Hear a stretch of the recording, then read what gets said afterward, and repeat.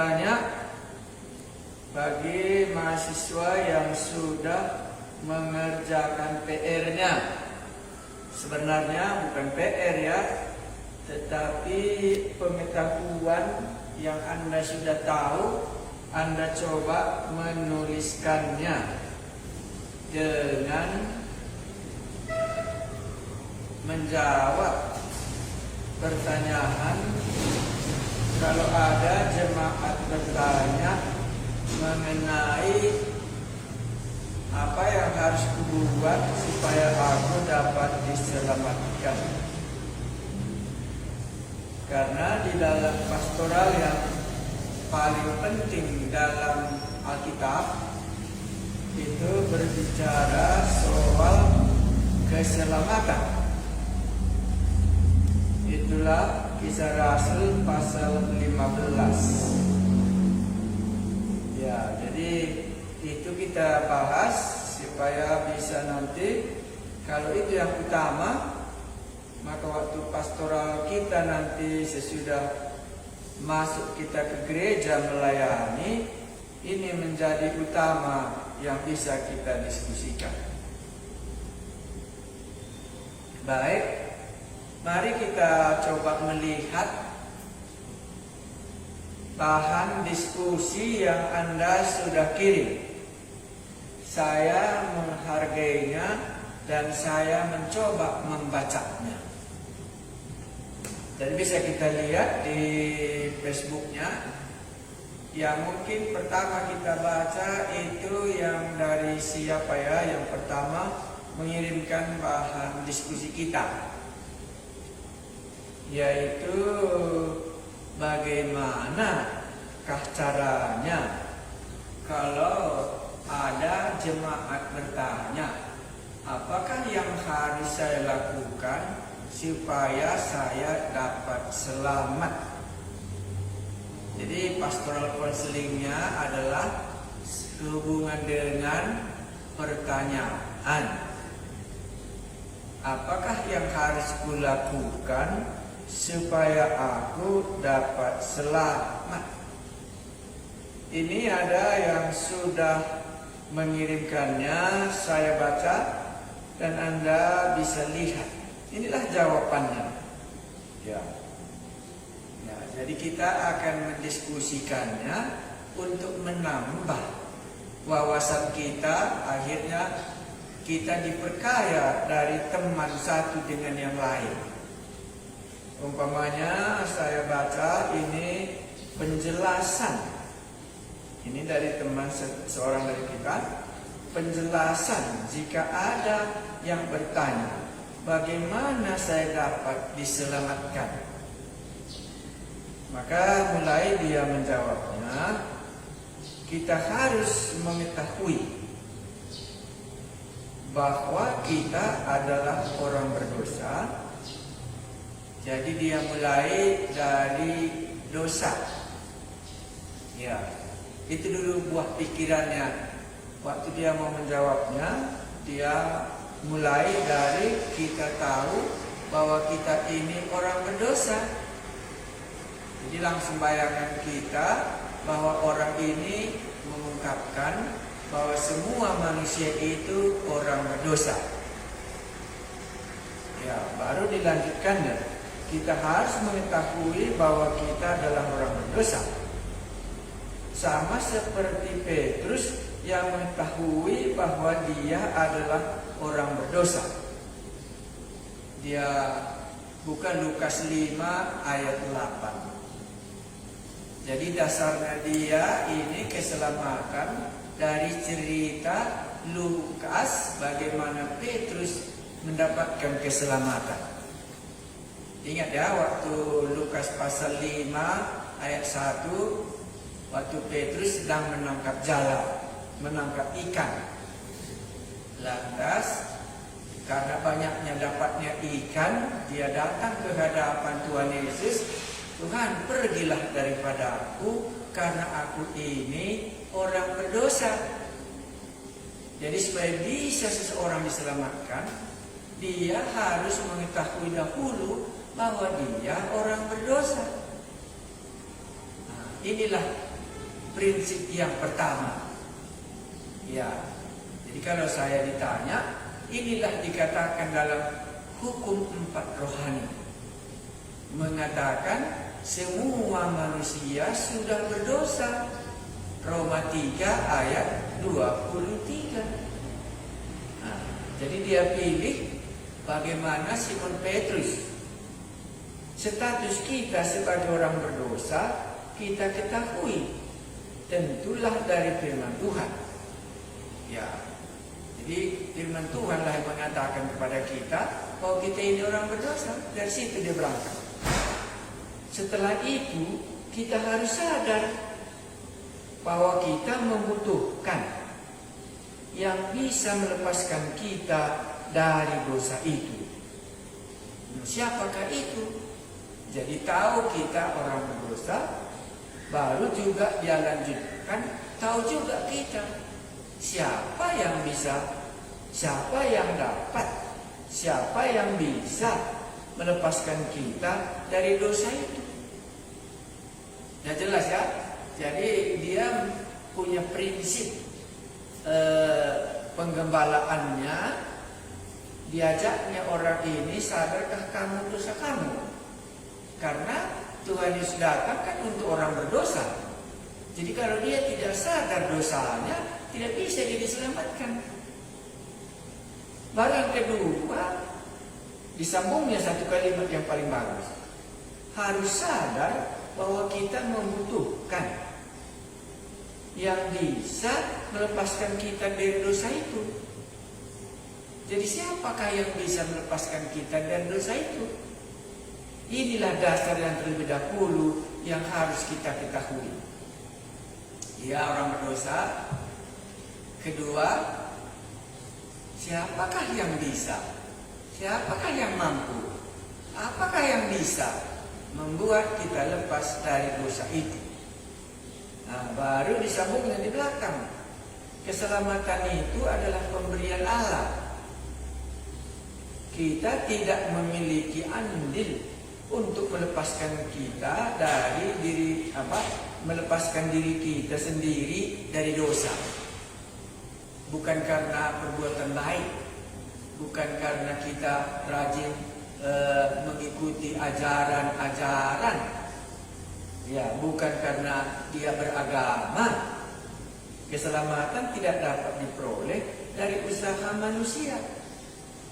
Dia masuk Efesus pasal 2 ayat 8 sampai 9. Kamu diselamatkan bukan karena kekuatanmu, tetapi karena kasih karunia Allah. Nah, baru disambungnya firman Tuhan juga berkata bahwa keselamatan hanya dapat diperoleh melalui Yesus Kristus. Jadi langkahnya yang keempat, dia maju dia bahwa Kristus Yesuslah di mana kita bisa dapat diselamatkan. Dialah yang sudah ditentukan Allah sebagai jalan pendamaian yang mendamaikan kita dengan Allah. Ini Roma 3 ayat 15 kan? Ayat 25 aku rasa. Ini salah ketik ya. Roma 3 ayat 25. Dan memang keselamatan hanya dapat diperoleh dalam Tuhan Yesus. Kisah Rasul pasal 4 ayat 12. Tidak ada nama lain di bawah kolong langit ini, ya, di mana kita dapat beroleh keselamatan selain di dalam nama Yesus Tuhan kita. Jadi karena iman kita kepada Yesus Kristus, maka kita dapat diselamatkan. Karena kita percaya kepadanya lah, maka kita dapat diselamatkan. Nah, inilah yang pertama. Nah, saya ulangi prinsipnya ini supaya lebih jelas. Mungkin Anda memiliki metode penginjilan bukunya. Saya buka dalam metode penginjilan itu dari hal keselamatan. Ya. Dari hal keselamatan itu dimulainya dari sini. Ya, Anda bisa lihat ya. Dia memang orang berdosa. Semua orang sudah berdosa ya. Itu tadi dimulai. Sadarkah kita ini orang berdosa? Ya. Nah, di sini dia. Ya. Jadi dia coba supaya dia bisa sampai kepada Allah.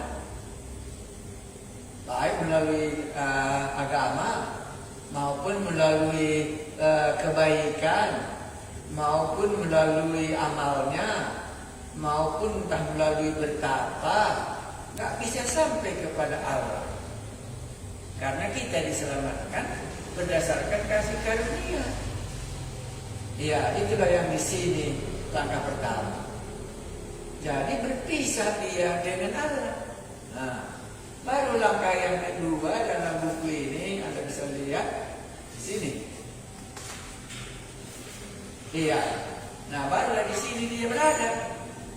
Inilah semua orang berdosa tadi. Upah dosa Roma 3:23. Dia mendengar dan percaya bahwa dia orang berdosa. Nah, barulah dia dengar tidak bisa dia sendiri menyelamatkannya. Nah, barulah dia buatnya jalan salibnya di tengah. Akulah jalan dan kebenaran dan hidup, itu kata Tuhan Yesus. Nah, baru dia mendengar, baru dia percaya, baru dia menerimanya, baru dia selamat, memperoleh hidup yang kekal. Inilah konsep menjelaskan keselamatan di dalam pastoral yang pertama kita dengar. Baik, saya ulangi ya, dari prinsip yang pertama itu tadi, dia memulainya dari orang sudah berdosa. Karena Tuhan Yesus datang hanya untuk orang berdosa.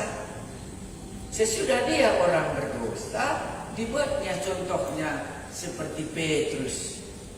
Nah, Petrus berkata kepada Tuhan Yesus, "Pergilah daripada aku, karena aku ini orang berdosa." Nah, tetapi Tuhan Yesus tidak pergi dari Petrus. Baru disambungnya berikutnya, sadar kita bahwa kita orang berdosa, nggak mungkin melepaskan kita dari dosa itu. Orang berdosa sadar tidak mungkin melepaskan dirinya dari dosa itu. Nah, baru langkah yang ketiga, kita diselamatkan ini bukan karena hasil usaha kita.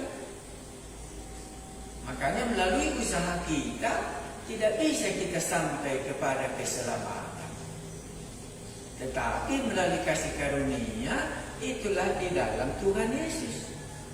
Nah, makanya diceritakannya di dalam Tuhan Yesus inilah kita mendapatkan hidup yang kekal. Karena di dalam dialah kita mendapatkan pengampunan dosa. Nah, waktu kita dengar itu dan dia percaya dan menerimanya, barulah dia memperoleh hidup yang kekal. Inilah konsep yang pertama kita sudah dengar. Ya. Oke, sekarang supaya bisa membuat sedikit berbeda, mungkin Anda juga tanya, kalau Bapak bagaimana caranya? Saya juga buat PR saya buat PR saya bagaimana orang diselamatkan. Ini tadi kan Petrus ya, saya pilih. Umpamanya, tadi waktu kami cerita di rumah sama ibu, kalau kamu menceritakan keselamatan, apa yang kamu mau buat ceritanya? Dia ceritakan cerita Nikodemus. Apa cerita Nikodemus, kami ingat ya? Mari kita baca, itulah ceritanya dibuat. Kalau ibu disuruh menjelaskan keselamatan, dia mulai dari cerita Nikodemus. Ya. Cerita Nikodemus itu kita tahu itu Yohanes pasal 3. Ya, Yohanes pasal 3. Yang tadi Lukas pasal 5. Oke. Yohanes pasal 3 dikatakan di situ ya, cerita dengan Nikodemus ini kan dikatakan Tuhan Yesus kepadanya apa? Yesus menjawab katanya, ayat 3. Yesus menjawab katanya, "Aku berkata kepadamu, sesungguhnya jika seorang tidak dilahirkan kembali, ia tidak dapat melihat kerajaan Allah." Jadi dia mau menekankan kelahiran kembali. Ya. Karena Nikodemus ini orang yang rajin dan sudah mengenali Yesus berasal dari sorga. Tapi Nikodemusnya ini sebagai orang Farisi dan sebagai guru ahli-ahli Taurat tidak tahu dia bagaimana harus diselamatkan. Maka kepada Nikodemus Tuhan Yesus pakai istilah apa? Kalau kamu tidak dilahirkan kembali, kamu tidak dapat masuk ke dalam kerajaan surga. Ya, jadi Tuhan Yesus dengan Nikodemus tidak dimulainya dengan Nikodemus orang berdosa. Tapi dia hanya mengatakan kalau tidak dilahirkan kembali, tidak bisa masuk ke dalam kerajaan surga. Oke, itulah dari Ibu. Kalau dari saya, tadi waktu saya mengerjakan PR saya pilih dari mana saya pilih ya? Saya pilih dari Kisah Rasul 19. Kisah Rasul 19 ayat 17 sampai 20. Mari kita baca. Itu dari saya, bagaimana saya menceritakan keselamatan kepada orang yang mau diselamatkan. Saya pilih jemaat Efesus. Kisah Rasul pasal 19. Ya, itu menceritakan tentang bagaimana jemaat Efesus berdiri. Dari mana dia lepas. 19, berapa kita mulai tadi? Kisah Rasul 19 ayat 17. Saya baca ya. 19, 17. Ini Paulus berada di Efesus ya. Hal itu diketahui oleh seluruh penduduk Efesus, baik orang Yahudi maupun orang Yunani. Maka ketakutanlah mereka semua dan makin masyhurlah nama Tuhan Yesus. Banyak di antara mereka yang telah menjadi percaya. Ini harus perlu ya, percaya. Datang dan mengaku di muka umum bahwa mereka pernah turut melakukan perbuatan-perbuatan seperti itu.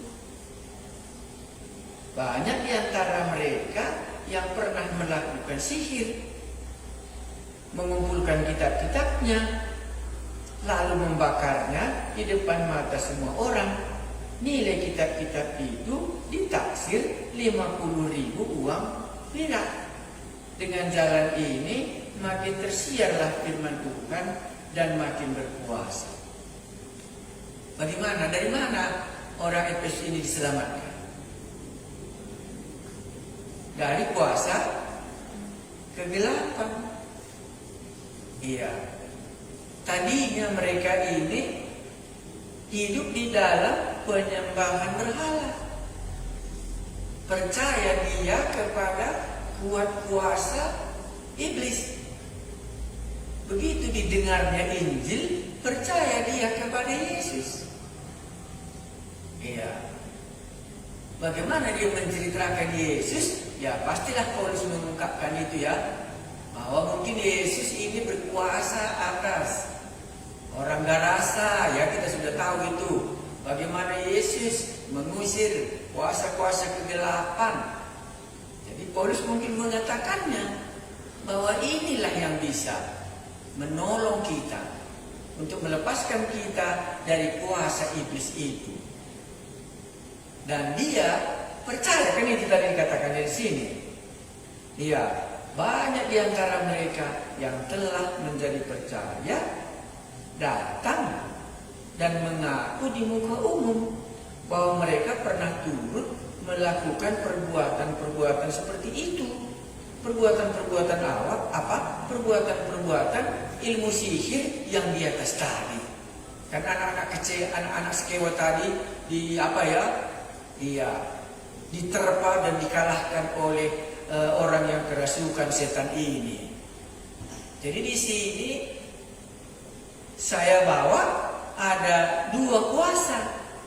Satu kuasa roh jahat, satu kuasa Yesus. Iya. Tentu Anda dapat juga langsung katakan, oh itu kami sudah tahu juga bahwa Kolose 1 ayat 13. Anda sudah tahu itu, tapi saya baca ya. Kolose pasal 1 ayat 13. Kolose 1 ayat 13. Saya baca ya. Kolose 1 ayat 13. Ia telah melepaskan kita dari kuasa kegelapan. Nah, jadi kalau ini pasti sudah diceritakan bagaimana Yesus melepaskan orang-orang yang kerasukan setan dan memindahkan kita ke dalam kerajaan anaknya yang kekasih. Jadi pindah kita dari satu kuasa kegelapan ke dalam kuasa kerajaan anaknya yang kekasih. Itulah selamat bagi orang Efesus. Ditinggalkannya penyembahan roh jahatnya tadi dan dia mempercayai Yesus. Di sini dia mempercayai Yesus bahwa Yesus itu adalah lebih tinggi daripada semua kuasa-kuasa itu. Kalah dibuatnya. Dan Yesus itulah di sini anak Allah. Iya, kita ke dalam kerajaan anak yang kekasih. Jadi pindah. Baru disambung yang 14. Di dalam dia kita memiliki penebusan kita, yaitu pengampunan dosa.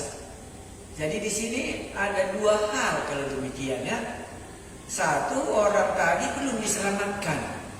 Jadi tadi datang dia ke gereja umpamanya masih di bawahnya, katakanlah penjaga dirinya, jimatnya. Kenapa di bawahnya? Karena takut dia tidak ada yang menjaganya. Karena belum dikenalnya kuasa Yesus lebih besar daripada semua kuasa. Nah, jadi waktu diceritakan oleh Paulus inilah, oh ada rupanya lebih besar dari kuasa iblis, itulah Tuhan Yesus. Dan mau dia menerima Tuhan Yesus, percaya namanya di sini. Jadi dibuangkannya lah segalanya yang penyembahan berhalanya tadi, baru dia pindah. Nah, barulah diceritakanlah kematian Tuhan Yesus untuk pengampunan dosa. Jadi orang Efesus ini mengenal dua hal tentang Yesus. Satu, Yesus berkuasa adalah anak Allah. Satu, Yesus mati di kayu salib untuk dosa kita dapat diampuni. Nah, kalau kepada Nikodemus tadi gimana? Itu gak perlu. Kenapa gak perlu kepada Nikodemus? Karena dia sudah guru orang Yahudi, latar-belakangnya sudah mentaati undang-undang Taurat. Karena tidak saja dalam Taurat itu bisa dia diselamatkan. Makanya Tuhan katakan, oh kalau tidak dilahirkan kembali, gak mungkin kamu masuk ke dalam kerajaan surga. Iya, tetapi kepada jemaat Efesus, karena takutnya hidup ini dibuatnya penjaga-penjaganya. Iya. Sehingga penjaga-penjaganya itulah menurut dia bisa menyelamatkan dia. Lantas Paulus katakan tidak. Yesus yang bisa menyelamatkannya. Mereka percaya kepada Yesus, mereka buangkan jimatnya itu. Semua berhala-berhala ini, mantra-mantranya ini. Nah, barulah disitulah diceritakannya tentang Yesus mati untuk pengampunan dosa kita. Itulah yang saya buat. Nanti Anda bisa melihatnya lagi. Baik, mari kita lihat teman yang membuatnya.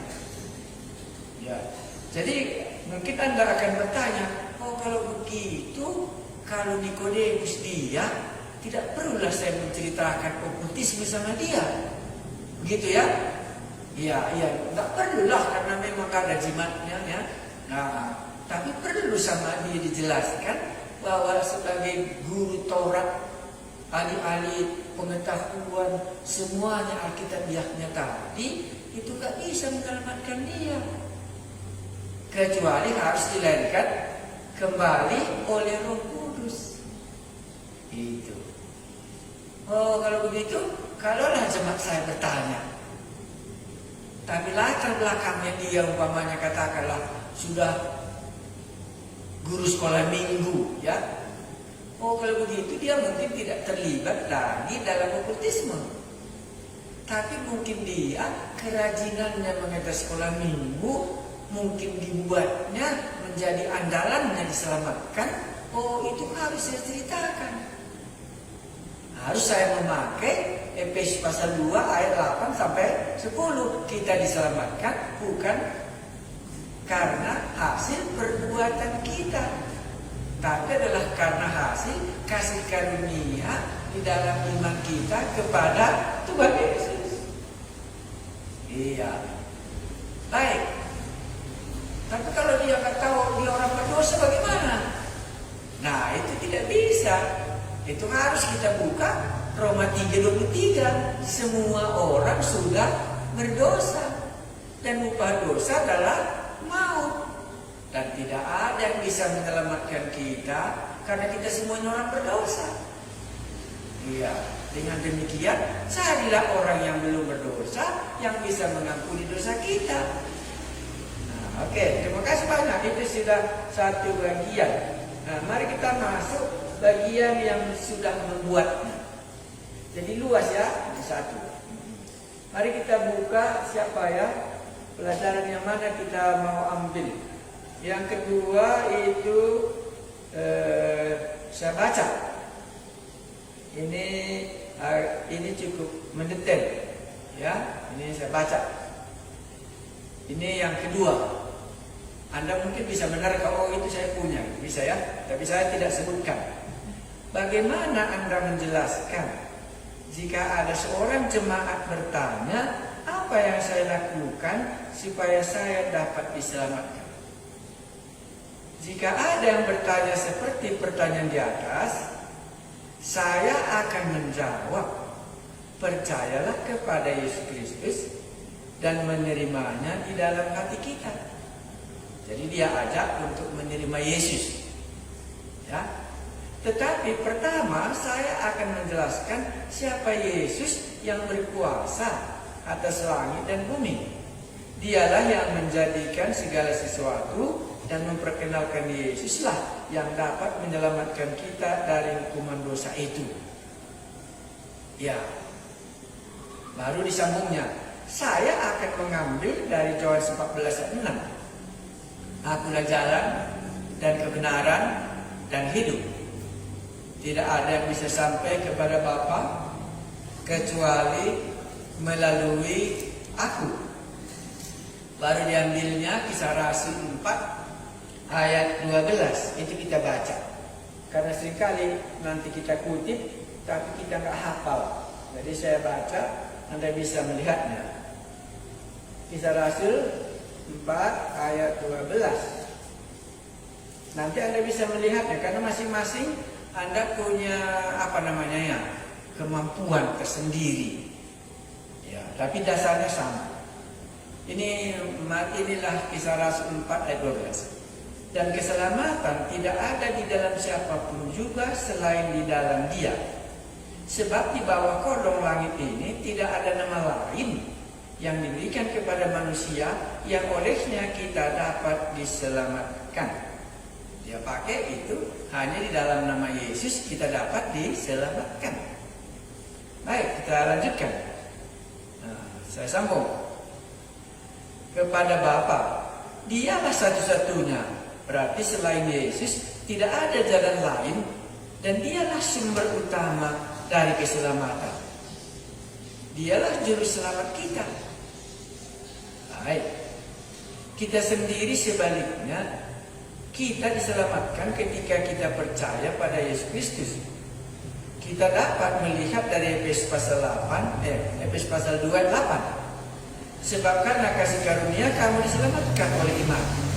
Itu bukan hasil usahamu, tetapi pemberian Allah. Itu bukan hasil pekerjaanmu. Jangan ada orang yang memegahkan diri. Kita diselamatkan karena anugerah Allah. Kita tidak layak menerima keselamatan. Kita hanya menerima dalam iman kepada Yesus Kristus, dan keselamatan itu adalah kasih karunia Allah diberikannya kepada kita yang seharusnya tidak layak ini menerima keselamatan. Tetapi ada syaratnya supaya kita bisa diselamatkan. Itulah Yohanes 3:16. Setiap orang yang percaya kepada Tuhan Yesus tidak binasa, melainkan beroleh hidup yang kekal. Berarti jika kita tidak percaya kepada Tuhan Yesus, kita tidak akan beroleh hidup yang kekal. Di Yohanes 1:12 juga jelas dikatakan, tetapi semua orang yang menerimanya diberinya kuasa menjadi anak-anak Allah, yaitu mereka yang percaya dalam namanya. Kalau di bagian ini saya mengerti bahwa kuncinya ialah menerima dan percaya dalam namanya. Jadi karena percayanya kita kepada Tuhan Yesus, maka bisa kita diselamatkan. Dan karena kasih karunia yang diberikannya kepada kita dengan cuma-cuma, dan hanya di dalam Dialah ada keselamatan. Jadi yang harus kita lakukan supaya kita selamat ialah kita percaya kepada Tuhan Yesus dan menerimanya, dan bahwa hanya Dia satu-satunya jalan keselamatan, menyelamatkan kita dari hukum maut. Baik, boleh Anda bandingkan, sudah 3 kita belajar. Ya, dari sudah 3 kita belajar. Nah, Anda akan mungkin bisa mengambil kesimpulan dari ketiga ini. Kan tadi yang pertama sudah, baru di tengahnya saya selipkan ya dari Nikodemus ya dengan jemaat di Efesus ya. Nah, baru Anda lihat di bagian yang ketiga ini. Ya, Anda bisa mengatakan, oh kalau saya menjelaskan keselamatan, mungkin lebih baik saya buat demikian. Nah, ini menambah. Jadi apa yang saya tahu, apa yang Anda sudah buat, apa teman-teman yang bisa buat, Anda bisa satukan supaya semakin jelas. Ya, kalau tadi kita nggak lihat kuasa gelap, saya masukkan dari segi kuasa gelap keselamatan itu. Karena latar belakangnya tadi dia terikat dalam kuasa gelap. Tapi kalau ini tadi tidak, makanya saya pakai apa namanya tadi, kalau tidak dilahirkan kembali tidak bisa masuk ke dalam kerajaan surga. Kalau tadi Lukas pasal 5 tadi, bagaimana Petrus menjala ikan itu, harus sadar dia dulu dosanya. Ya, jadi kalau saya ditanya, metode yang mana yang paling banyak dipakai di dalam dunia ini? Dalam menceritakan, kalau ada orang bertanya kepada kita, bagaimanakah supaya aku bisa diselamatkan? Metode yang paling banyak, itulah metode yang nomor 1 tadi. Dia memulai berangkat dari Roma 3:23, bahwa semua orang sudah berdosa. Itulah namanya 4 hukum rohani yang diciptakan oleh Campus Crusade di tengah-tengah mahasiswa. Dia mulainya dari dosa. Sesudah dimulainya dari dosa, maka masuklah dia kepada yang tadi ya, Efesus pasal 2 ayat 8 sampai 10, kita diselamatkan oleh karena kasih karunia. Dibuatnya gambar jembatan. Jadi kalau dia karena rajin mengikuti firman Tuhan umpamanya ya, oh dia banyak beramal umpamanya, rajin berdoa, oh tidak sampai ke seberang, karena itu usaha yang dibuat oleh manusia. Barulah dimasukkannya 1 Korintus pasal 15. Iya, yang sangat penting telah kuberikan kepadamu. Itulah apa yang telah kuterima sendiri, bahwa Kristus telah mati untuk dosa-dosa kita. Nah, ini kita baca 1 Korintus 15 ayatnya yang ketiga. 1 Korintus pasal 15. Ini yang paling banyak dipakai di seluruh dunia. Jadi saya bagikan itu supaya nanti Anda bisa memilihnya. 1 Korintus 15 ayatnya yang ketiga.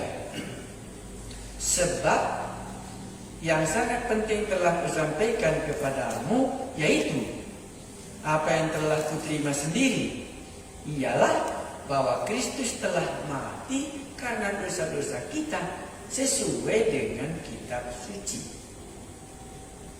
bahwa ia telah dikuburkan dan bahwa ia telah dibangkitkan pada hari yang ketiga sesuai dengan kitab suci.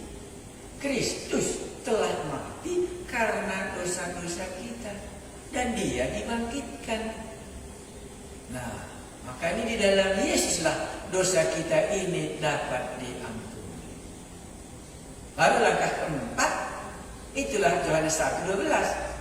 Barang siapa yang percaya dan menerimanya beroleh hidup yang kekal. Jadi dia pakai ayat-ayat ini. Dimulainya Roma 3:23. Masuk dia ke Efesus pasal 2 ayat 8-10, bahwa kita diselamatkan bukan oleh karena usaha manusia tadi, tapi karena kasih karunia Allah di dalam Yesus Kristus. Apa rupanya yang dibuat Kristus? Nah, 1 Korintus pasal 15 ayat 3, bahwa Kristus telah mati karena dosa-dosa kita dan dikuburkan dan bangkit pada hari yang ketiga. Nah, maka barang siapa yang percaya kepadanya, itulah Yohanes 1 ayat 12. Disitulah tindakannya. Apakah kamu percaya bahwa Yesus sudah mati untuk dosamu? Apakah kamu mau menerima dia supaya dosamu dapat diampuni? Karena orang berdosa sendiri tidak bisa menyelesaikan dosanya. Orang berdosa sendiri tidak bisa supaya dosanya dihilangkan. Makanya Kristus telah disalibkan untuk dosa-dosa kita. Barulah ayat yang keempat ditantang. Barulah Yohanes 1 ayat 12 ya. Nah, tetapi barang siapa yang percaya dan menerimanya, karena bisa dia percaya, karena setan juga percaya sama Yesus. Iya, tetapi tidak mau menerimanya. Nah, makanya disitulah dikatakan, barang siapa yang percaya, kalau kamu percaya, sampaikan dia menerimanya. Nah, disitulah kita undang dia menerima Tuhan Yesus. Dari dalam iman, bahwa dia sudah mengakui Yesus tadilah yang sudah mati karena dosa, sehingga perlu dia percaya itu dan perlu dia menerima Yesus yang sudah membayar hutang dosanya tadi supaya dia diselamatkan. Oke, ini sudah kita ambil yang pertama kembali ya, karena itu yang paling banyak dipakai di seluruh dunia. Itu namanya 4 hukum rohani. Kenapa 4? Roma 3:23. Iya kan? Itu kan 4 ya. Nah, ditambahnya Roma 6:23, upah dosa adalah maut. Ya, baru ditambahnya Efesus pasal 2 ayat 8-10. Kan sudah 2 ya. Ya, baru ketiga yang dipakainya. Dipakainya 1 Korintus 15 ayat 3-4. Nah, lalu ditambahnya Yohanes 1 ayat 12. Maka disebut metode mereka ini metode 4 hukum rohani. Dan inilah yang paling banyak dipakai di seluruh dunia. Hasilnya kita kan tidak tahu ya, tapi itulah yang paling banyak untuk menjelaskan apakah harus kuperbuat supaya aku dapat diselamatkan. Oke, mari kita lihat yang berikutnya. Oke, sudah. Sekarang saya baca. Nah, ini pertanyaan. Bagaimana kita menjelaskan jika ada orang atau jemaat yang bertanya bagaimana saya dapat memperoleh keselamatan? Jika saya berada di posisi demikian, nah ini kan bagus ya. Langsung dia menempatkan dirinya. Ya, karena ada orang bisa berbicara tapi tanpa menyadari posisinya. Ini sikap yang paling bisa kita tangkap yang menulis ini. Dia langsung bandingkan dirinya dengan orang yang bertanya itu. Nah, jadi Anda sudah bisa bayangkan tadi penjelasan yang sudah saya buat itu ya. Nah, ini orang yang sangat apa? Jika saya berada di posisi yang demikian, jadi dibayangkannya dia orang yang belum diselamatkan. Nah, saya tidak dapat langsung menjawab dengan percaya kepada Tuhan Yesus, maka kamu dapat diselamatkan. Melainkan dengan memberikan beberapa pertanyaan yang dapat mengundang dia untuk bersama-sama merenungkan atau berpikir. Jadi diajaknya orang itu berpikir dulu. Tidak langsung dikatakannya, percaya ke Tuhan Yesus, terima. Enggak seperti itu orang ini. Ya, jadi kita nggak bisa sama ya. Jadi jangan ditanya yang mana yang salah, yang mana yang benar. Semuanya benar. Hanya cara menyampaikan kita yang berbeda-beda. Ya, mana lebih enak nasi goreng dengan bubur? Mana lebih enak ikan panggang dengan ayam panggang? Mendingmu Anda akan katakan masing-masing. Ya, masing-masing ya. Oh, saya lebih suka ini, saya lebih suka ini. Nah, ini juga sama. Bagaimana Anda mengungkapkannya? Jadi dia tidak akan mengatakan langsung, terimalah Tuhan Yesus, percayalah Tuhan Yesus. Iya. Ya, mengapa kamu merasa kamu harus diselamatkan? Untuk apa kamu diselamatkan? Habis ya? Untuk apa kamu diselamatkan? Dengan pertanyaan tersebut, saya akan dapat menyelami akan dirinya. Karena mau dia mengetahui orang yang bertanya ini kenapa. Iya, jadi dia melihat latar belakang pertanyaan orang ini. Ya, makanya apakah dia mengetahui mengapa dia harus diselamatkan? Dan siapakah yang dapat memberikan keselamatan kepadanya? Mungkin orang yang mengajukan pertanyaan seperti demikian, apalagi ia merupakan seorang jemaat. Paling tidaknya ia sudah mendengar tentang dosa manusia dan hukuman maut. Juga Tuhan Yesus sebagai anggota jemaat, itulah dalam pikirannya. Maka pastilah orang ini sudah pernah mendengar Tuhan Yesus, sudah pernah mendengar dosa, dan telah pernah mendengar hukuman maut yang akan menimpa yang tidak berdosa karena statusnya dia orang jemaat. Iya, bagus ya. Ini jadi dia latar belakangnya tentang dosa dan hukuman maut. Maka saya akan menjelaskan mengapa manusia atau ia harus diselamatkan dengan merenungkan firman Tuhan dari Roma 3 ayat 23. Tahu ya, dia pakai istilah merenungkan. Karena semua orang telah berbuat dosa. Sebagai anggota jemaat, sebagai anggota gereja, renungkanlah ini. Betul-betulkah kamu sadar bahwa semua orang sudah berdosa? Karena itu yang mau disapainya tadi. Ya, betul-betulkah dia sadar bahwa dia orang berdosa? Nah, makanya pernah Anda jumpa dengan anggota jemaat, dia tidak orang berdosa. Itulah sebabnya makanya dia rajin ke gereja. Itulah sebabnya makanya rajin dia berdoa. Itulah sebabnya makanya dia rajin di sekolah minggu. Itulah sebabnya makanya rajin dia melakukan pekerjaan gereja ini, menunjukkan bahwa dia tidak orang berdosa. Nah, itulah di sini tadi.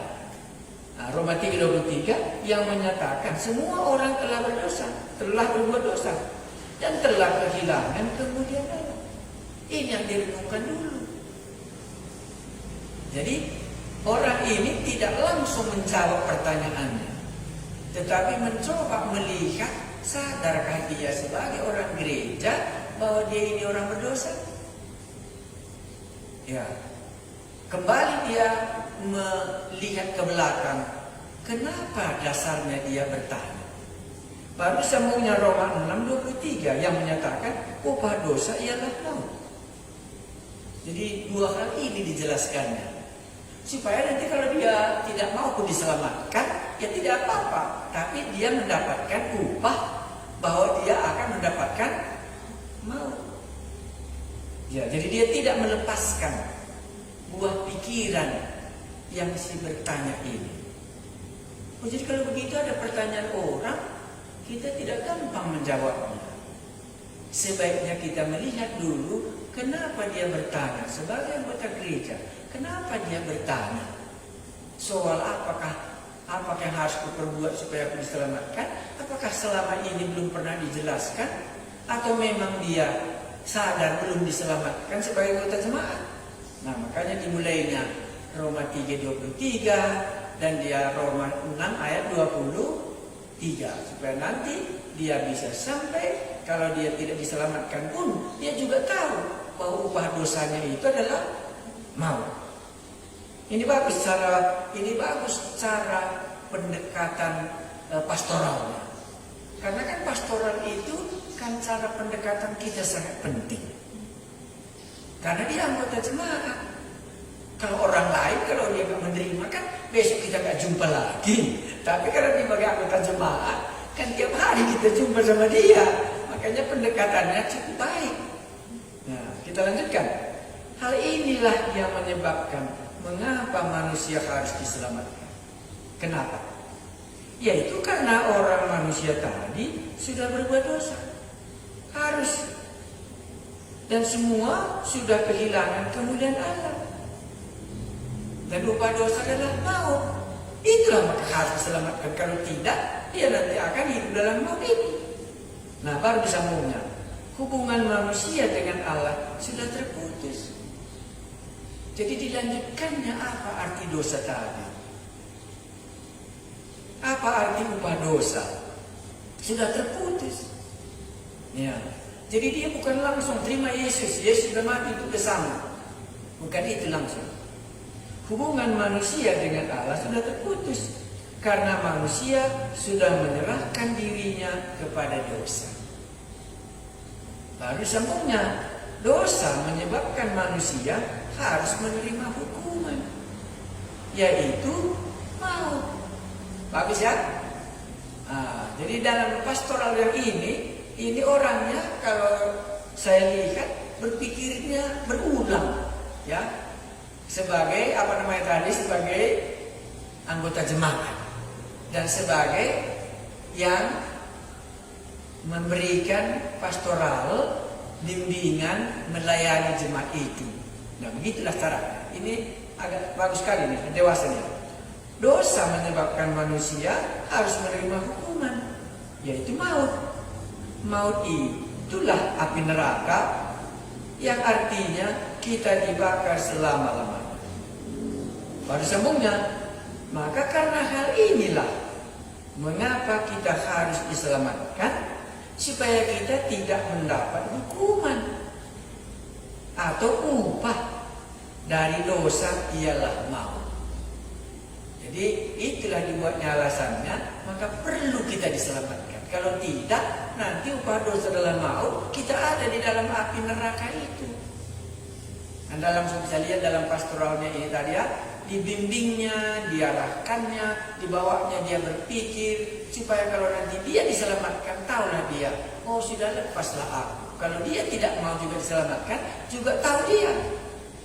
Barulah lalu pertanyaan selanjutnya, siapakah yang dapat menyelamatkan kita? Nah, barulah dia masuk Yesus. Jadi ada, dan bagaimana kita dapat diselamatkan? Dan sampailah kita pada pertanyaan yang ia tanyakan sebelumnya. Penjelasan saya selanjutnya adalah, jika tadi telah kita katakan bahwa semua orang telah berbuat dosa, oleh sebab itu siapakah yang dapat menolong kita? Kita semua manusia sudah berbuat dosa. Di dalam Yohanes 1 ayat 1 sampai 18 itu dibuatnya pegangannya.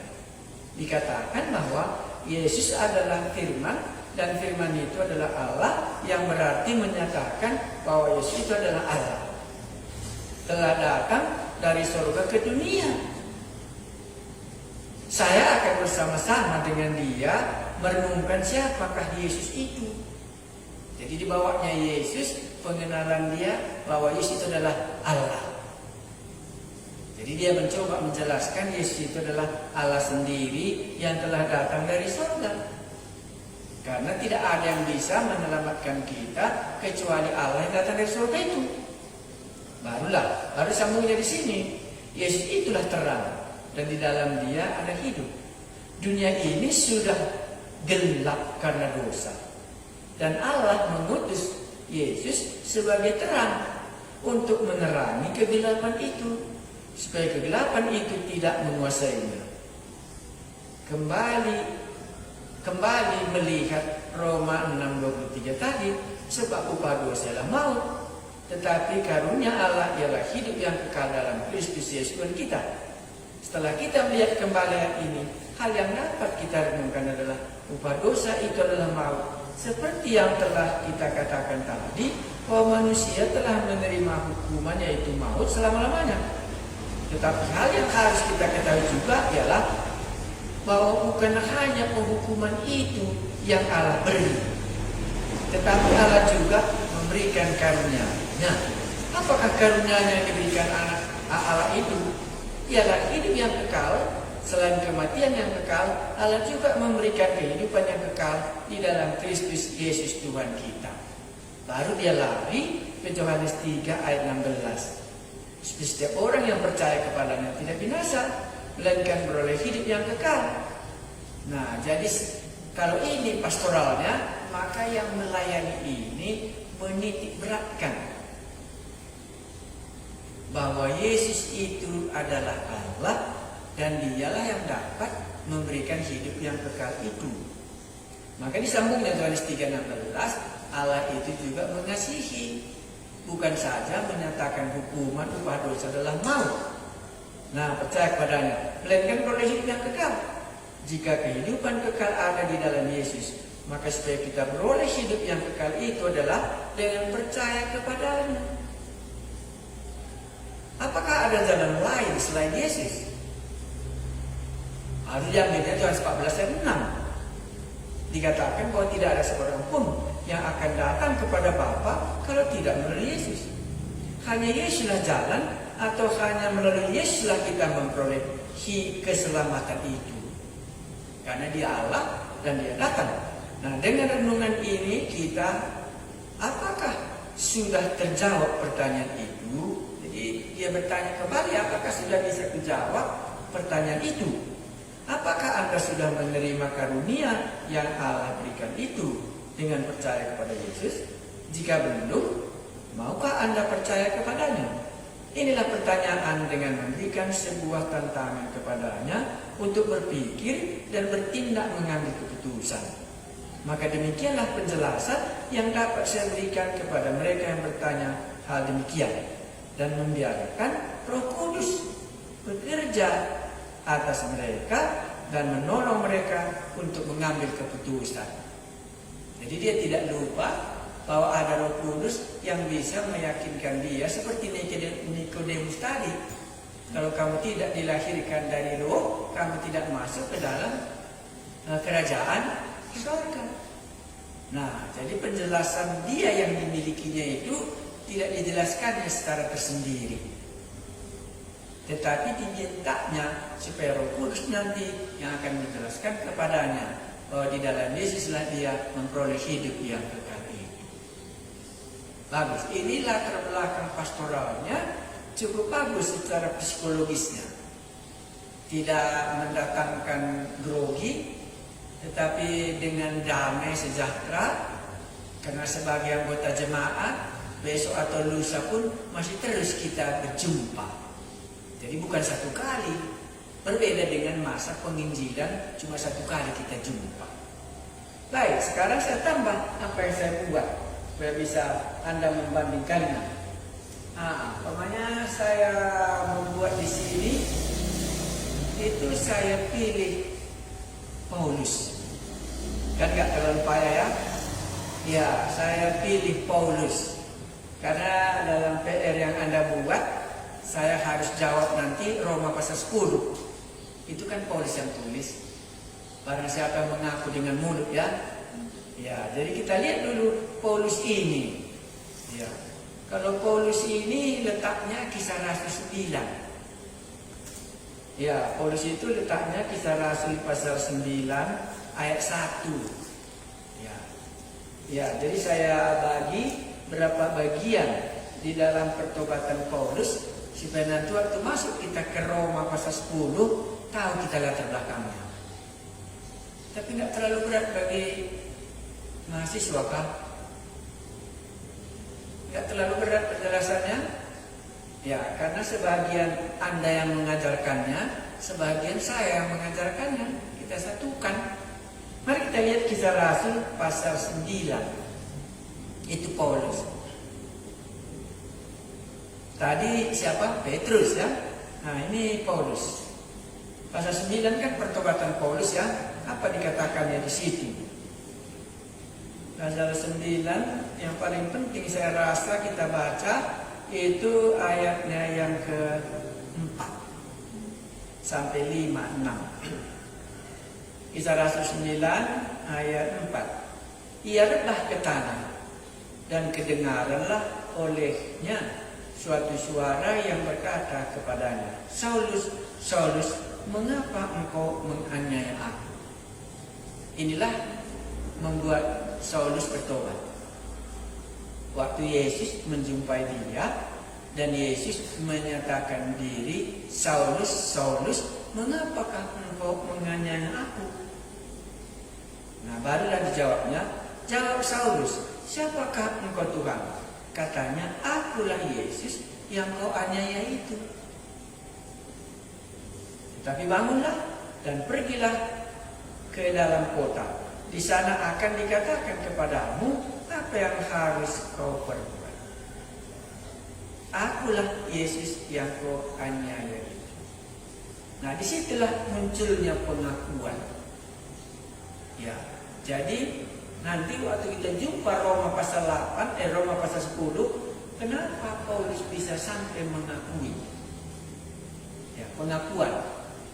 Ya, jadi kalau di dalam pemikiran Paulus ini pertobatannya saya bagi di sini itu dosanya ayat 1 ya. Dengan berapi-api dia ya, itu dosanya ya. Kalau tadi hukum, kalau kita pakai tadi hukum Pak Rohani tadi ya, berapi-api kali. Nah, disinilah Tuhan Yesus menyatakan diri kepadanya, tidak membuangnya, tetapi berdasarkan kasih karunia. Gak disangkanya dia dikasihi, tapi dia dikasihi Tuhan. Ya, baru kita lihat ayat 5 pengakuannya. Siapakah engkau Tuhan? Barulah Tuhan menyatakan, akulah Yesus yang kau aniaya itu. Barulah muncul nanti Roma 10 ayat 9 sampai 13. Pengakuan. Jadi kalau dari segi Paulus bertobat, lebih banyak kita melihat pengakuannya terhadap Yesus itu. Ya, ada dosa, tapi dosanya yang paling banyak diungkapkannya adalah waktu dia menganiaya jemaat. Ya, kalau dosa mencuri, penyembahan berhala, dosa secara etika moral mungkin tidak banyak diungkapkan oleh Paulus. Tapi dosanya yang terbesar adalah dalam melawan. Ya, makanya dikatakannya di sini, siapakah engkau Tuhan? Kan sudah keluar pengakuannya. Tuhan di situ bisa juga Tuhan. Itu artinya lebih berkuasa. Kenapa lebih berkuasa? Dikalahkannya dia. Kan itu makanya dipanggilnya Tuhan. Kalau tadi kan dia berkuasa, kan nggak mungkin dia dipanggilnya Tuhan. Makanya disinilah pengakuannya, siapakah engkau Tuhan? Akulah Yesus yang kau aniaya itu. Karena sudah kalah dibuatnya, karena kan langsung dia buta, jatuh dia dari kudanya itu, waktu suara itu dia dengar. Langsung dia keluar pengakuannya, ini jauh lebih hebat daripada aku sendiri. Ya, jadi di sini pengakuannya Petrus. Ya, di sini pengakuannya pertobatannya Paulus. Tidak sama dengan Petrus. Ya, kalau Petrus kan mengenai dosanya diingatnya, tetapi mengenai Paulus tidak. Paulus mengenai akulah Yesus yang engkau aniaya. Dia hanya pernyataannya kepada Paulus membuat dia bisa dikatakan menjadi orang percaya, karena menurut dia Yesus tidak hidup lagi. Ya, tetapi Yesus masih bisa menjumpai dia dan berkuasa, makanya disitulah pengakuannya. Ya, oke, itulah dulu. Mari kita baca satu lagi, belum capek? Ada satu yang saya berikutnya kita baca ya. Saya baca, kalau sudah capek Anda bisa minum lah. Saya tidak bisa, Anda sampai bisa dengar. Oke, ini satu lagi itu dari Paskah ini.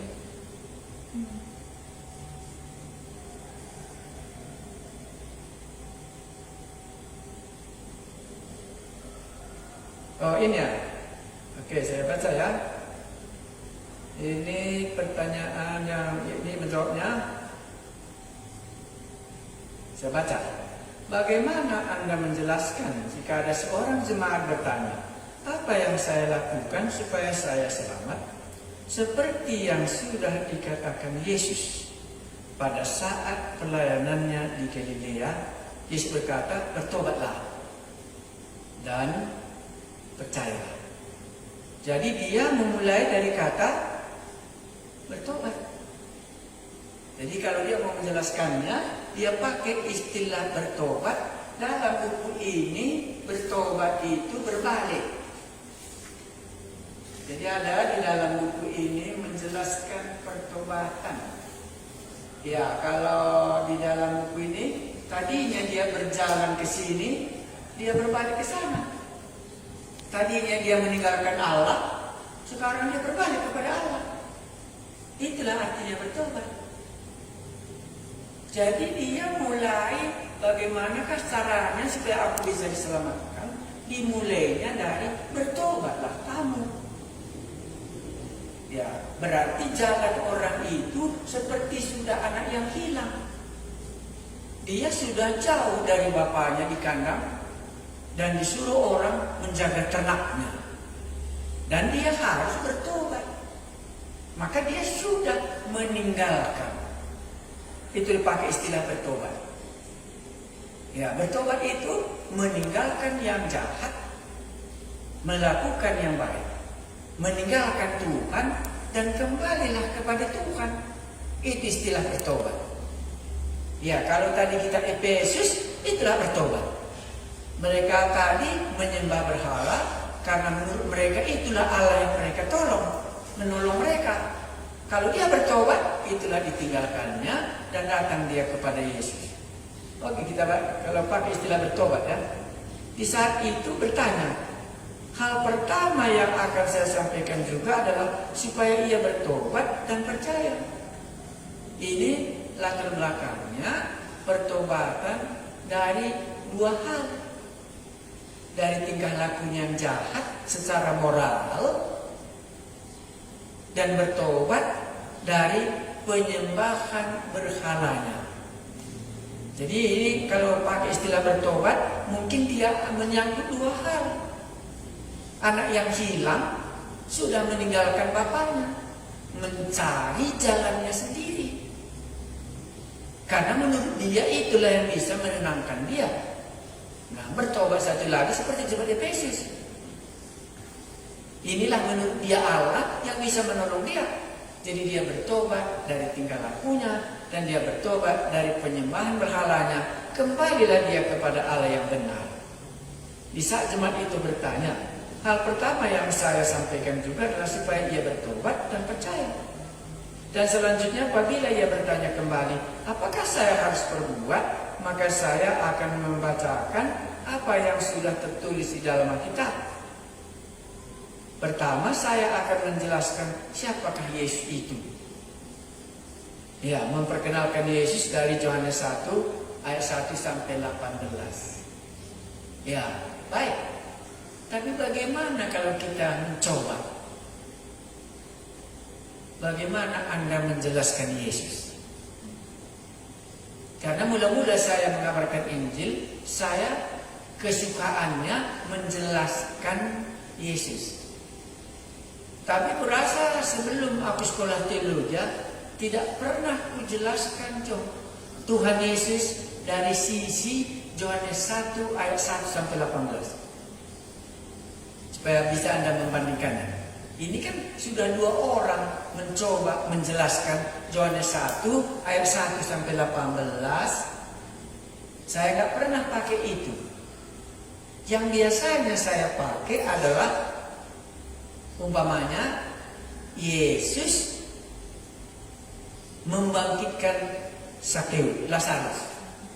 Siapakah Yesus yang bisa memberikan kehidupan kembali kepada orang yang sudah 4 hari di dalam tubuh ini? Nah, baru saya pilih Markus pasal 5, bagaimana Yesus melepaskan orang kerasukan di Gadara. Dan mungkin kalau saya tidak silap, saya pakai Lukas pasal 8, di mana orang berdesak-desak mengikut Yesus. Dan ada yang perdarahan, dipegangnya saja dari belakang, sembuh dia. Dan pergi di rumah Jairus, anaknya sudah mati, umur 12 tahun, bisa disembuhkannya. Dan dia bisa menyembuhkan sakit kusta. Dan dia bisa memberi 5 ketong roti, 2 ekor ikan. Dari situ saya memperkenalkan Yesus. Apa bedanya Pak kalau Bapak tidak memilih Yohanes 1 ayat 1 sampai 18? Bisa. Tetapi itu sudah pada hampir mendekati tahun 100. Karena Injil Yohanes kan ditulis sudah mendekati itu ya. Dan itu latar belakangnya gnostik. Tapi yang saya unculkan ini tadi pengalaman hidup. Kita bisa mengenal seseorang kalau pengalaman hidup kita ada di dalam dia. Ya. Tapi kalau Anda mau boleh, tapi kalau pengalaman saya waktu mulai saya menjelaskan keselamatan kepada orang, itu saya mengambil perbuatan Tuhan Yesus. Bukan filosofinya, bukan dogmatikanya, tetapi saya ungkapkan karena bisa saya pakai gambar-gambar. Ya, apalagi Lazarus itu ya, bisa diungkapkan inilah kuasa Yesus. Apalagi orang kerasukan setan ya, bagaimana Yesus membebaskan orang garasa. Oh, bagaimana Yesus bisa memberi 5 ketong roti 2 ekor ikan. Kuasanya itu, karena itu yang dibutuhkan dalam pengalaman kita sehari-hari. Kalau saya langsung masuk Yohanes 1 ayat 1 sampai 18, bisa. Ya, bisa. Itulah yang dulu sederhana. Baru saya lanjutkan. Kita tinggal di bumi yang gelap. Nah, ini kan kita bukan tinggal di bumi yang gelap. Karena hari ini terang atau gelap? Iya, terang ya. Iya. Jadi pelan-pelan saya arahkan apa yang Anda katakan itu gelap yang bagaimana? Gelap pikiran atau gelap dosa. Tapi anggota jemaat kan jangan nanti kita menjadi bingung ya itu. Makanya tadi yang tadi paling bagus ya. Nah, menjadi manusia dan ia telah terang. Ya, boleh. Ya. Nah, ini sudah saya sedikit lebih dalam ya. Kalau dia terang berarti dia menerangi. Maka yang pertama tadi dia pakai Roma 3:23. Lantas dia pakai Roma 6 ayat 23. Lantas dipakainya Yohanes 1 ayat 1 sampai 16. Sedikit itu dalam bahasa kami itu mitumpa. Nggak tahu kami mitumpa ya? Kontradiksi. Iya, kontradiksi. Kalau tadi Roma 3 dengan Roma 6 itu maunya pasangannya cocok. 1 Korintus 15 ayat 3. Karena itu menyangkut hal dosa. Begitu ya. Nah, karena semua manusia orang berdosa kan. Upah dosa adalah maut. Kristus telah, kan itu dia, mati untuk dosa-dosa kita. Nah, ya itu pasangannya. Jadi kalau Anda masukkan Yohanes 1 ayat 1 sampai 18, itu harus Anda pakai ceritanya kalau mau ya, ini di dalam sedikit. Markus pasal 2. Tahu Anda Markus pasal 2 ya? Hei anakku, dosamu sudah diampuni. Siapakah yang bisa mengampuni? selain daripada Allah sendiri. Siapakah Allah sendiri itu? Barulah Yohanes 1 ayat 1 sampai 18. Nah, itulah pasangannya. Ya, itulah pasangannya. Tapi boleh saya akan tambahkan lagi, dunia ini gelap ya. Boleh kita katakan dunia ini bukan gelap ya. Ya, kalau gelap itu berdosa boleh. Dunia yang gelap ini, ya, jadi nggak suka kita di dalam dunia yang gelap ini kah? Ya, kalau terang matahari kan terang juga ya. Oh, gelap maksudku bukan itu Pak, dosa. Jelaskanlah dunia yang sudah di bawah kuasa dosa ini. Baik, kita lanjutkan.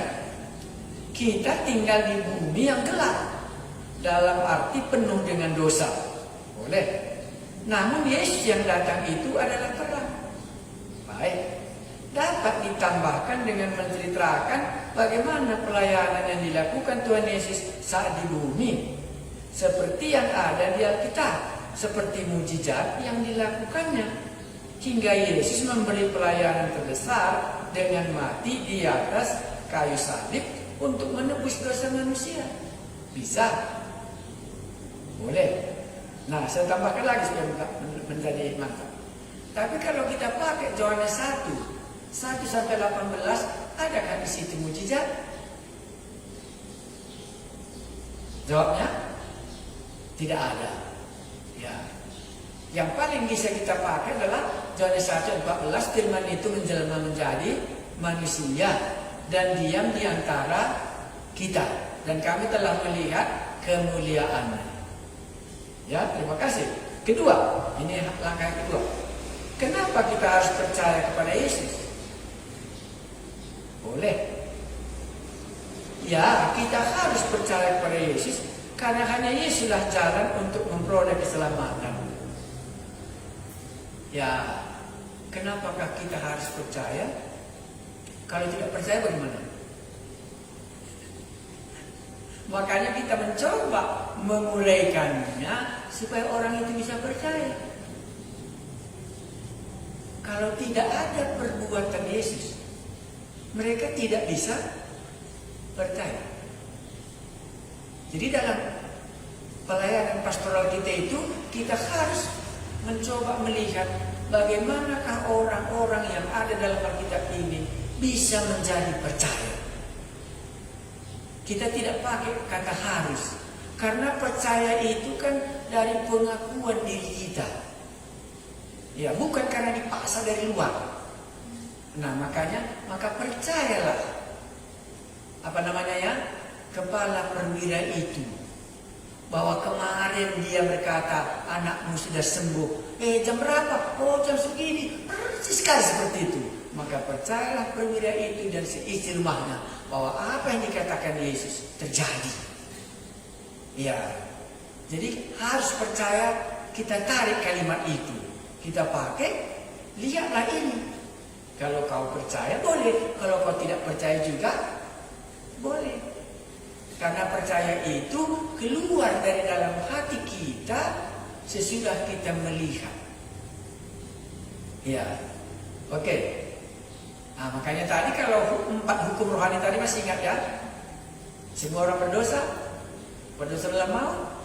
Nah, baru kita diselamatkan, Efesus pasal 2, bukan karena perbuatan kita, tetapi karena kasih karunia Allah.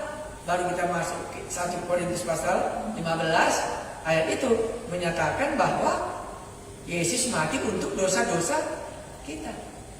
Kalau kita tidak mempercayainya Yesus mati untuk dosa-dosa kita, boleh. Hanya dosa kita tidak diampuni.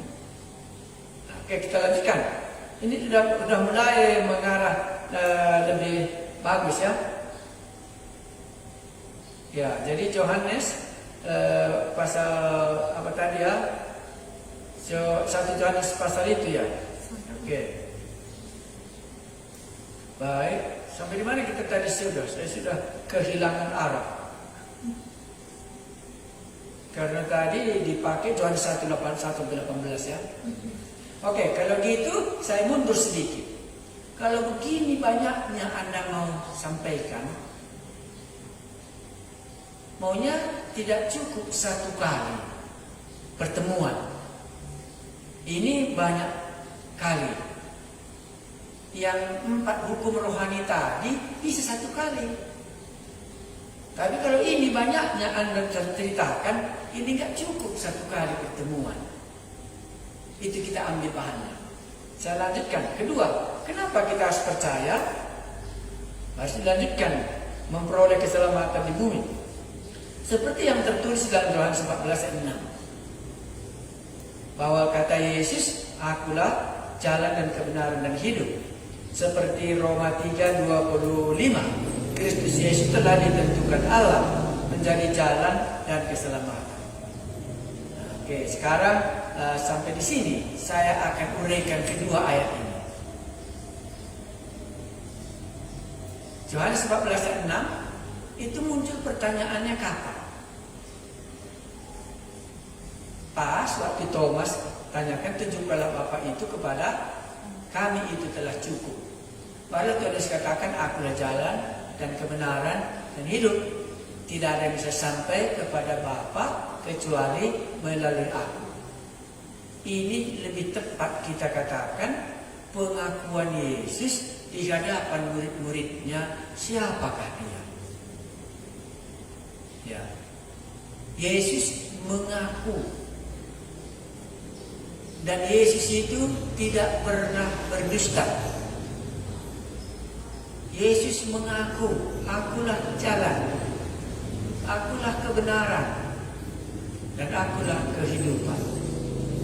Baru Roma 3:25 dikutip Paulus. Itu Paulus yang mengutipnya. Ya, Allah telah menentukan bahwa Kristus itulah menjadi jalan pendamaian. Nah, jadi ini merupakan satu paket. Dan yang bisa kita uraikan berulang-ulang. Karena tadi kan kita mau membawa supaya dia sampai percaya. Supaya tercapai keselamatan itu. Karena dua ayat ini harus menuntut pengakuan. Benarkah kamu mengaku bahwa Yesus adalah jalan? Benarkah kamu mengakui bahwa dia adalah hidup? Dialah kebenaran? Dan Paulus berani berkata, Allah telah menentukan Kristus satu-satunya jalan pendamaian oleh karena matinya di kayu salib. Itulah keluar dari pengertian Rasul Paulus, maka dia ambil Roma 3:23 itu. Kristus Yesus telah ditentukan Allah. Dari pengalaman pertemuannya di jalan Damsyik itulah dia mengakui bahwa inilah yang ditentukan Allah, di mana dosaku dapat diampuni. Itulah dia. Jadi saya baca ke bawah. Nah, Yesus Kristus adalah ditetapkan Allah menjadi jalan pendamaian. Tidak ada seorang pun di bumi yang dapat membawa pendamaian antara manusia dengan Allah. Nah, kalau Anda masuk kata pendamaian, itu harus Anda pilih kata pendamaian. Iya, karena ini kan tadi Anda membicarakan apa? Keselamatan. Iya, jadi jangan bingung. Kalau pendamaian itu kan hubungannya perseteruan. Nah, itu konsep Anda sudah pindah ke 2 Korintus pasal 5. Iya, berilah dirimu diperdamaikan dengan Allah. Jangan dicampur baurkan, tetapi marilah kita satu bagian itu jelas. Itulah lebih terperinci. Kalau Anda mau dosa diampuni, pakailah ceritanya Yesus mati di kayu salib, di mana dosa kita dapat diampuni. Kalau mau pendamaian, carilah arti ayat di mana terjadi perseteruan supaya diperdamaikan. Allah itu adalah Esa, karena itu haruslah Esa juga. Jadi tidak dicampur baurkan dia. Itu yang kulihat lebih dalam. Mari kita lanjutkan ke bawah. Karena perbuatan baik atau hukum Taurat tidak akan membawa kita kepada keselamatan. Dan lagi-lagi dia. Iya. Nah, baru lagi karena di dalam Alkitab ditulis seperti 2 Efesus. Itu udah 4 hukum rohani tadi sejalan. Iya, ini sudah menyimpang karena Anda tadi mulainya dari Yohanes 1 ayat 1 sampai 18. Maunya Anda menjelaskan kealahan Yesus. Maka itu tadi pasangannya cocok kali, Markus pasal 2. Kalau bukan Allah, dia tidak dapat mengampuni orang berdosa. Nah, ini sudah lari lagi lebih jauh. Ya, mari kita lanjutkan lagi dan kembali ditekankan bahwa hanya di dalam Tuhan Yesus kita dapat memperoleh keselamatan. Boleh. Kalau kita tekankan atau kita tidak tekankan kan jadi soal. Hanya kalau kita ungkapkan, inilah, barulah kalau dia pilih bisa dipilihnya. Ketiga, mungkin bisa kita bertanya kembali kepada jemaat itu, apakah sudah diputuskannya untuk percaya kepada Yesus? Apabila iya, kita sampaikan kepadanya untuk mengundang Yesus masuk ke dalam hatinya dan mengakui segala dosa yang sudah diperbuatnya di hadapan Yesus. Bagus, penutupnya ini bagus. Ya, ini sudah menyangkut prinsip yang benar. Ya, untuk pendekatan Alkitabnya tadi itu kalaulah boleh, makanya 4 hukum rohani tadi sangat sederhana. Nah, sekarang saya berikan yang sederhana. Dalam PR saya ini, saya buat keselamatannya. Siapa di sini ya? Saya lihat.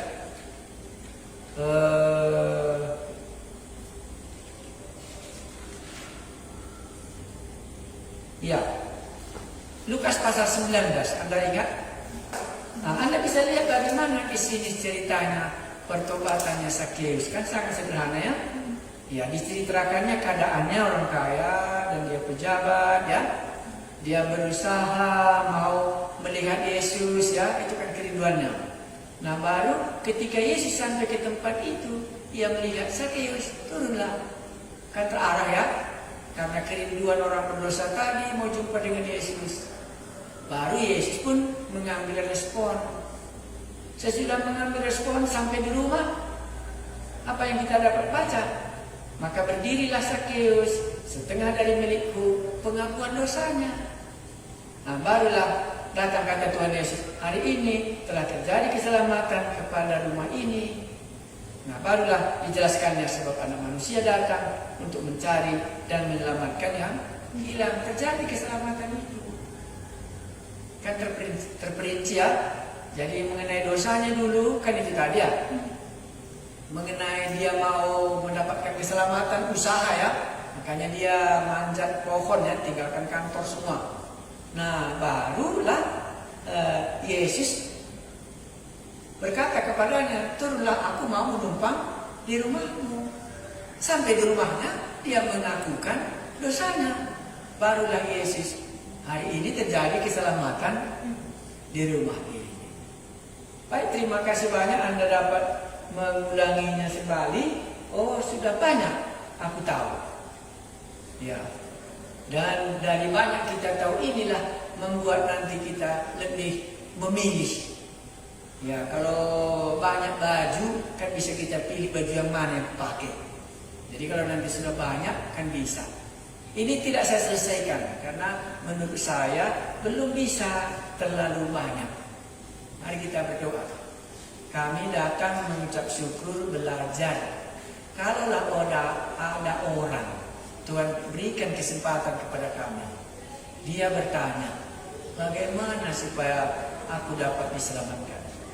Kami berdoa supaya Roh Kudus yang sudah mengajari kami siang ini, mengingatkan kami langkah-langkah yang harus kami perbuat waktu kami mengajarkannya.